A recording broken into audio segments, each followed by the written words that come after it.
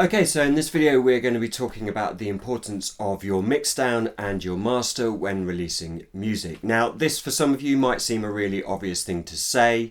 However, over the years I've lost count of the amount of tracks that I've received, that sound rushed, that sound like they haven't been mastered properly, or they even haven't had a second ear just to sort of point a few things out.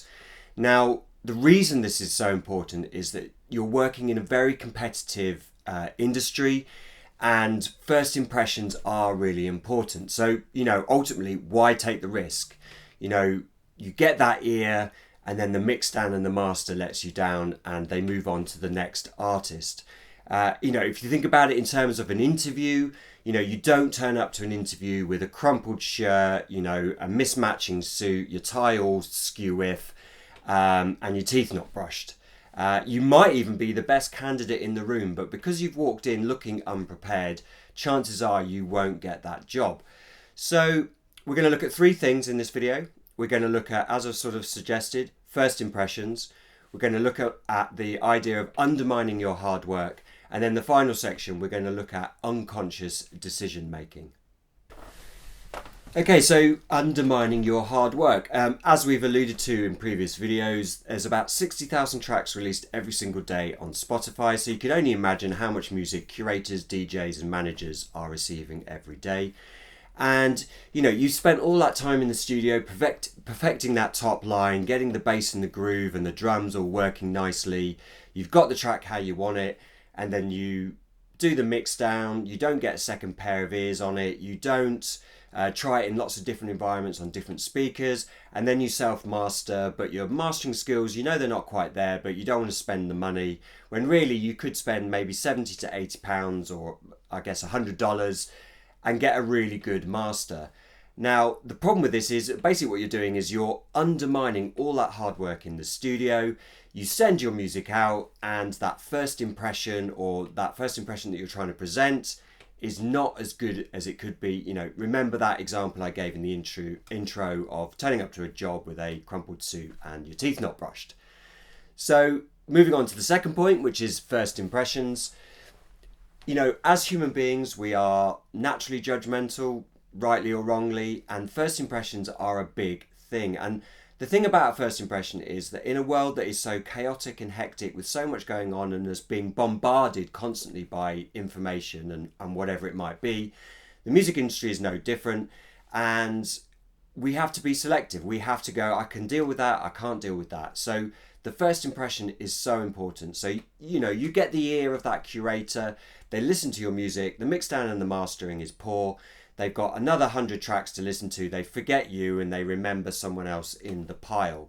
So, you want that first impression to be really strong, because if you get that first impression right, either they're going to share your music or sign you or whatever it might be, or they might just say, well, look, I like what you're doing, sounds good, want to hear more, get back in touch when you've written something else. A poor first impression, and none of that's going to happen. And then really what's happening is you're fighting an uphill battle, because you contact that curator again, they see your name, they've tried to listen to your music before, they might not even listen a second time round, and if they listen a second time round, they've already got a slightly negative mindset to your music. So let's avoid that. Let's look at the mixdown and master, and let's get it right.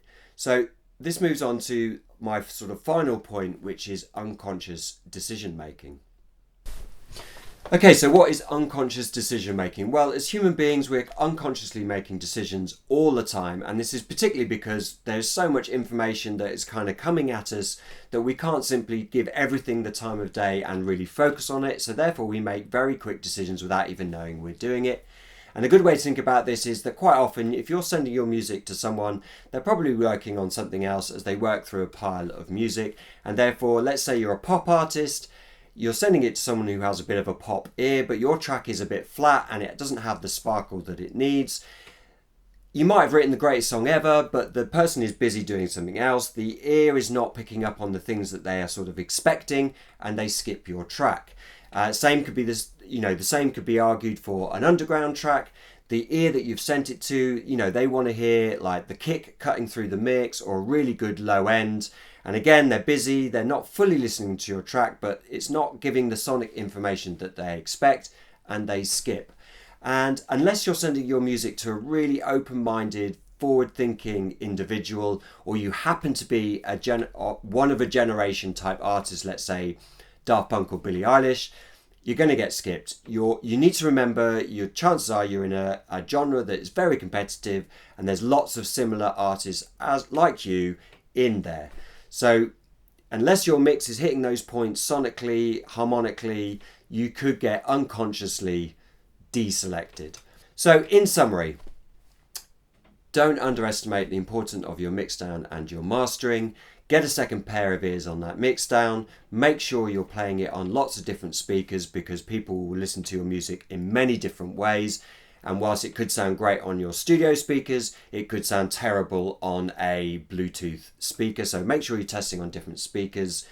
And if you know your mastering's not good enough, do some research and invest a little bit of money and get a good master so that your track has all the best chances in the world of getting listened to. I'm Johnny, and this is the Blah Blah Blah Music Marketing channel. Enjoyed this video, obviously do give it a like and a subscribe, and go and check out some of the other videos where we talk about branding, your story, the objective, releasing 3 singles and planning that out. Should help you release your music and be successful. Thanks for watching, and I hope to see you on the next video.